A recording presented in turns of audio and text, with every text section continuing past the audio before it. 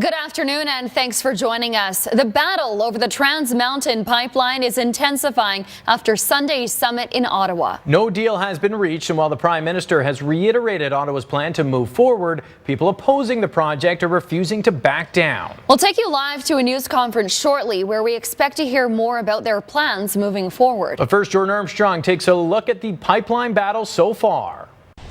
We will be hearing from several prominent pipeline opponents outlining their next steps in the fight against Kinder Morgan. Vancouver Mayor Gregor Robertson, Burnaby Mayor Corrigan, and Grand Chief Stewart Phillip among the speakers at the news conference in downtown Vancouver. To give you an idea of what we can expect to hear, this is what Phillip said yesterday. It's an absolute stretch to attempt to hoodwink Canadians that somehow this project is in the national interest and the national economy is hanging by a thread whether this project goes ahead or does not go ahead. So that's completely bogus. Certainly Trans Mountain faces stiff opposition from First Nations, but as pointed out by CHIAM Chief Ernie Cray over the weekend, it is not universal. Far from it. There are 43 First Nations that have signed mutual benefit agreements with Kinder Morgan and support the pipeline expansion.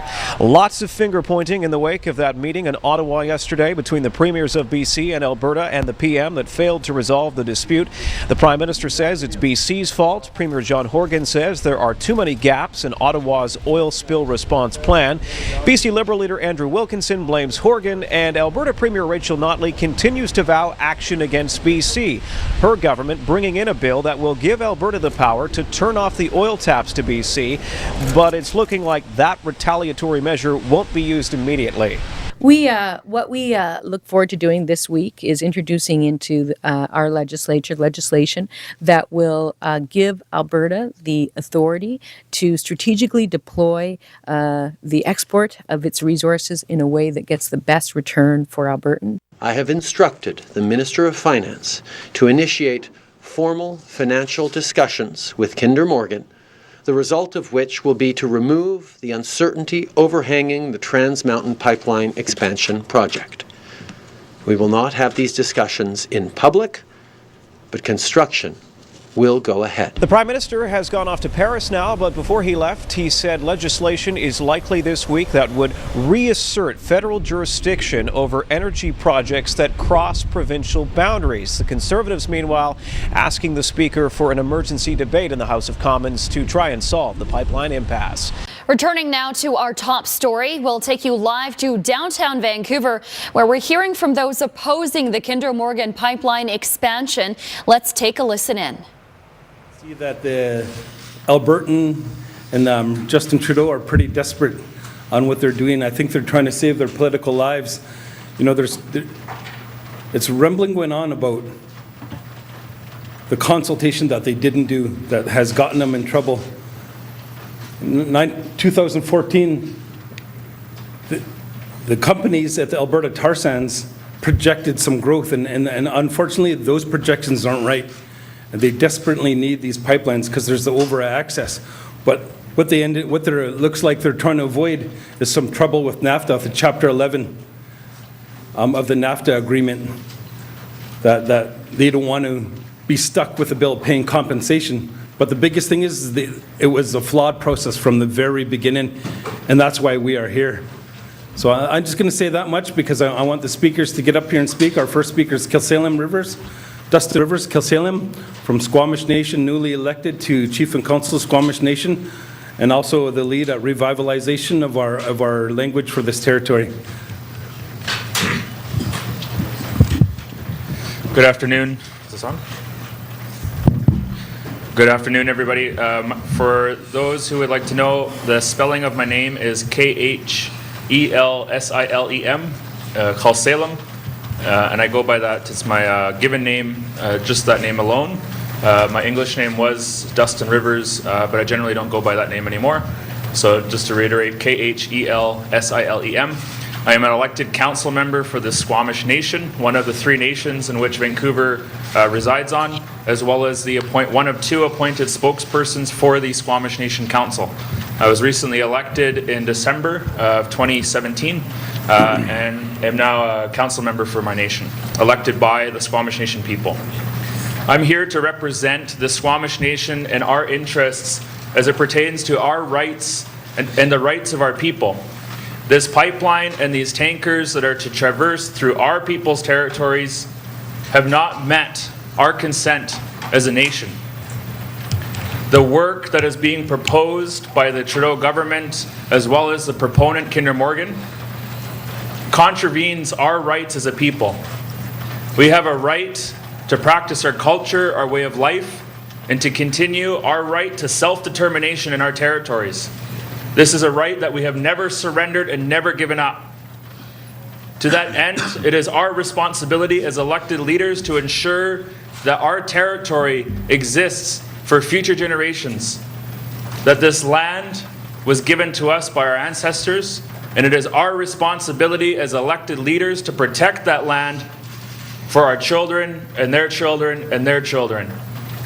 To that end, the Squamish Nation has taken both the provincial government and the federal government to court over the flawed, deeply flawed consultation process. We have rights as a nation which have not been met or honored by this government. The Trudeau government ran on promises of changing the relationship with First Nations, and he has completely failed at that regard. He had made numerous promises to our nation and to the people of British Columbia, and he has failed at upholding those promises. To that end, the Squamish Nation will continue to defend our interests to protect the inlet, to protect our territory, and to protect the economy that our people rely on within this territory. And we stand together with other First Nations, municipalities, and many, many people of this territory who now live here to protect our livelihoods, our jobs, and our communities. And that is the interest of the Squamish Nation. And we have done so through the courts, and we await the decision from the federal and provincial court cases, but we remain committed to our stance.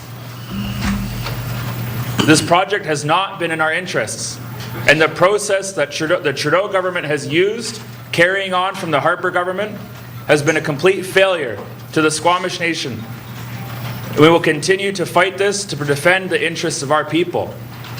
This is the will of the Squamish people that has been given to us as sacred obligation as elected leaders, as leaders by our people,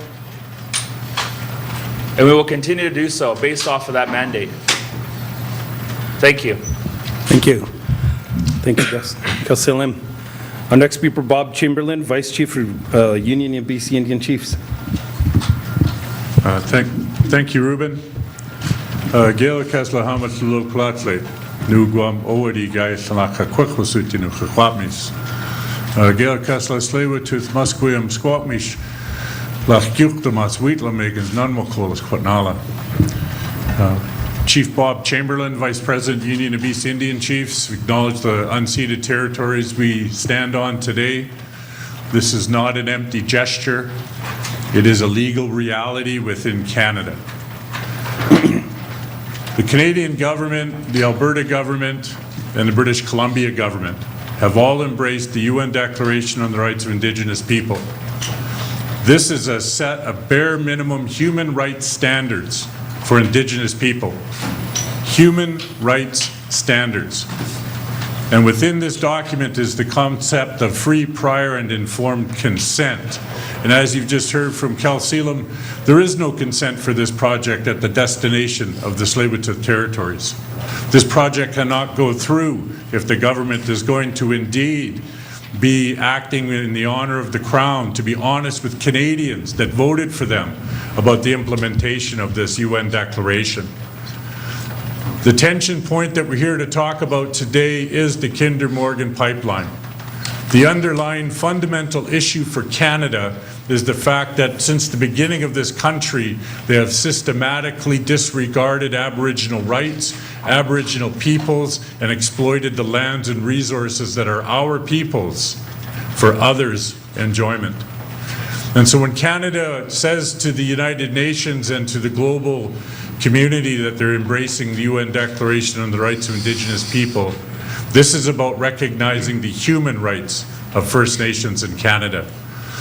So when a company from the United States declares that May 31st is the drop deadline to go forward. This is an ultimatum to the Canadian government to run over and disregard the human rights of Aboriginal people in Canada. And I want to believe that Canadians find this unacceptable. This country has a rich profile of immigrants from many other places in the world that escaped human rights. And they've come to Canada believing that this is a just and fair society. And we cannot frame this in any less a way.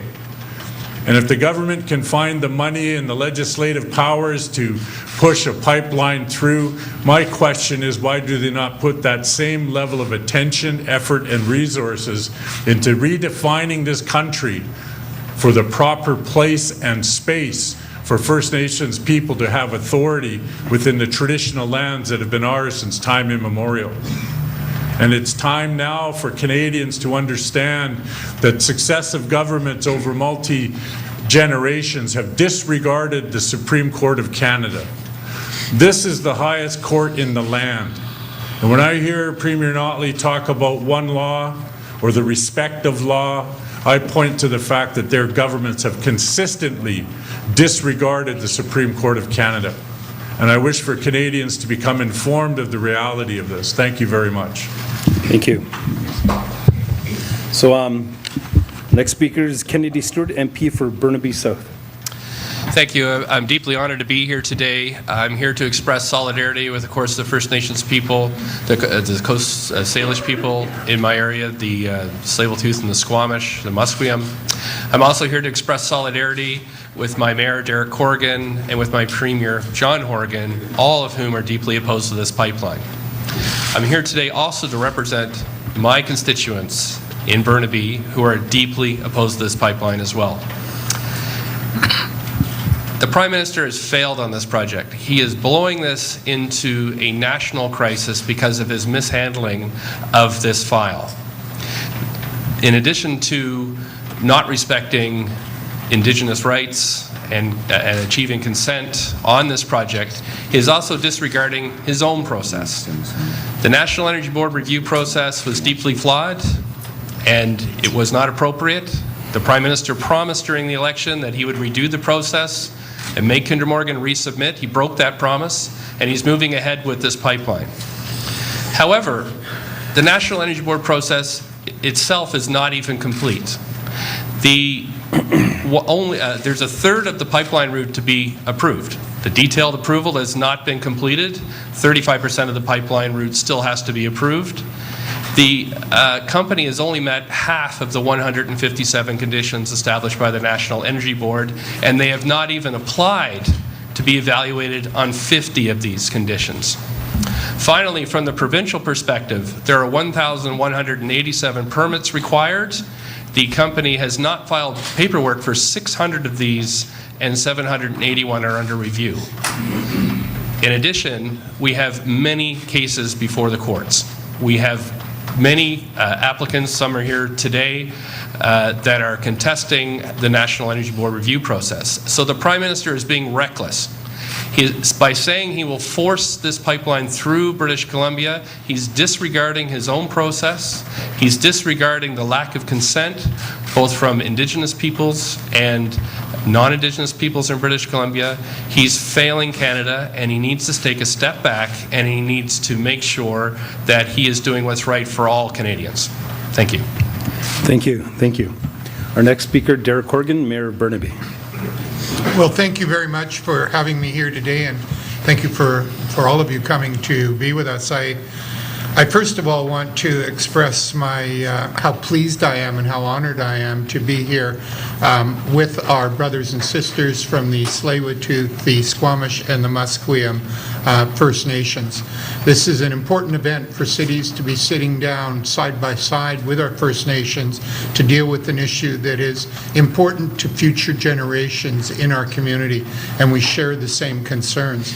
I greatly appreciate the incredible support we've got gotten from our Member of Parliament, Kennedy Stewart, who has been there with us from the very beginning in opposing this application. And I also appreciate I'm here with Andrea Reimer from the City of Vancouver, who have again been with us in solidarity from the very beginning of this opposition. Other cities from across Metro Vancouver have joined us in opposing the Kinder Morgan pipeline, and we're finding more and more people from across British Columbia are equally aware of the imposition of this pipeline on our communities and the potential danger that it offers to future generations. You know, I want to just elaborate a little bit on what Kennedy Stewart has said. We have followed the legal process throughout our opposition. We have gone to the Supreme Court of British Columbia. We have gone to the British Columbia Court of Appeal. We have gone to the Federal Court of Appeal. And we are now looking towards the Supreme Court of Canada. We have obeyed the law throughout and ensured that what we did was within the law, as has the province of British Columbia. We have regulatory systems that are in place for good reason. They're to protect our communities and protect our province. They are there to see that no environmental damage is done by projects that are implemented within our province and within our communities. And we have been doing our job. When Kinder Morgan took Burnaby to the National Energy Board claiming that there was intentional blockage of their applications or political interference, what the media didn't report is the findings of the National Energy Board, that there was no political interference and there was no intentional blocking of the applications by Kinder Morgan. It was Kinder Morgan's own incompetence that was making it impossible to give those approvals. And exactly the same thing has happened at the provincial level. This is an organization that simply does not want to play by the rules. And they've shown over and over again, whether they have been implementing pipelines in the United States of America or here across Canada, the idea is to use their political power and influence to avoid doing exactly the same things that every other developer in our community has to do each and every day. So in this situation, it's one where they claimed not political interference, not intentional blockage, but their own incompetence and confusion in meeting even the most basic requirements that our city has to ensure a project goes through without having deleterious implications for our community. It is ridiculous that they continue to get media attention for what are outright fabrications. And again, they continue the same kind of fabrications about the provincial government. It is offensive. And what's even more offensive is that our federal government and the provincial government of Alberta continue to assist them in promulgating these kinds of fabrications. They know that we have done nothing to obstruct this project going through except what we were legally entitled to do as democratic institutions in Canada, and that is to follow the proper procedures. Now, I also want to tell you how embarrassed I am. I'm embarrassed that our Prime Minister and a Premier of our province are kowtowing to an American multinational oil company. And one of the things you're learning here as media and as citizens is this is the influence that the oil lobby has had in the back rooms of government for decades. We are just now being able to see that influence in front of our very eyes.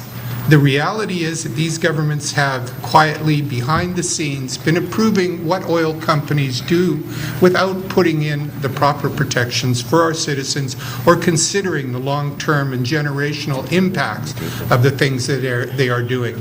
There is no strategy. There is no national plan. This is simply obedience to the corporate will.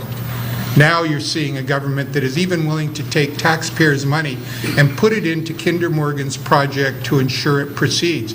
And this is the same corporation that has already received $130 million in public funding in order to prosecute their claim, in order for them to be able to take this project as far as it's gone. You know, all of us have to step back and say, who controls this country? Is it these multinational corporations that control Canada, or is it the people of our country? Are we in a position where we are simply going to allow these corporations to dictate? All right, that is Burnaby Mayor Derek Corrigan speaking right now very passionately against the expansion of the Kinder Morgan pipeline. Let's bring in our Legislative Bureau Chief Keith Baldry, who has been listening in from Victoria. Keith, you can give us some more context here and some pretty strong words from the First Nations leaders that we heard from. One of them, Chief Bob Chambelin, saying simply, this project cannot go through. What were your thoughts after hearing from him? Well, these are arguments that have been made in the past and for some time now. There was, so far in that news conference, there's not a new strategic approach here. There are ongoing court cases, First Nations and Derek Corrigan and Burnaby involved in a number of them. They're confident they're going to win, although they have been losing at various levels in terms of court challenges. Rachel Notley's government, I think, is a record of 12-0 when it comes to fighting court challenges to that pipeline. So you heard the reference to UNDRIP, which is the United Nations Declaration of the Rights of Indigenous People. That has been embraced by both the Trudeau government and the NDP government here in BC. And you also heard Chief Chamberlain talk about how UNDRIP provides or insists that there must be free, prior and informed consent by First Nations before any activities can take place on land that they claim as their ancestral territories. But how that actually is going to be defined in reality has yet to come to fruition. So there are some views that that is a de facto veto for First Nations over any development such as the Kinder Morgan pipeline. Others argue it's not a veto, that there has been consultation. Kinder Morgan argues it has consulted extensively with First Nations, certainly more than Enbridge did with the Northern Gateway pipeline, but that determination will be at the federal court level. We don't know when that's going to be determined. One assumes this is going to go all the way to the Supreme Court of Canada for a final determination, and that's going to take some time. So the battle over Kinder Morgan pipeline is really an ongoing battle. Now, also today, was determined that the protests at the Burnaby Mountain facility of Kinder Morgan for defying the injunction there are now possibly going to be deemed criminal instead of civil. That carries with it significantly more implications, if you will, including the prospect of jail time, fines, and a criminal record for those involved in those activities. That changes the goalposts as well moving ahead. So Justin Trudeau's gone all in. He can't back off. John Horgan can't back off. Neither can Rachel Notley. First Nations isn't going to back off. It's all headed to court, and it's all going to get very, very messy. A very big showdown. Keith Baldry joining us from Victoria. Thanks, Keith. All right. Well, a major announcement from Kinder Morgan today amid the ongoing pipeline opposition. The company saying today it is suspending all non-essential activities and spending related to the Trans Mountain pipeline expansion.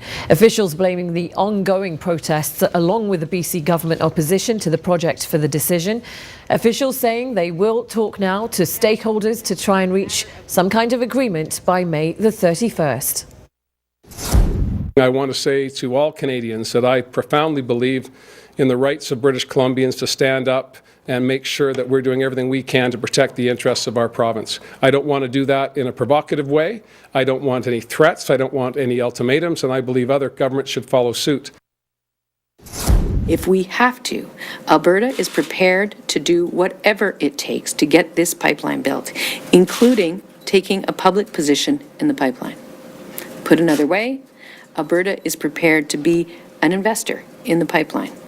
And let me be clear, if we take that step, we will be a significantly more determined investor.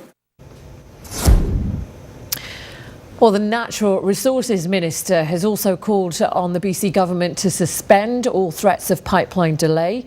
Kinder Morgan says it's going to make a decision about the project's future based on whether it can complete all the necessary construction in BC.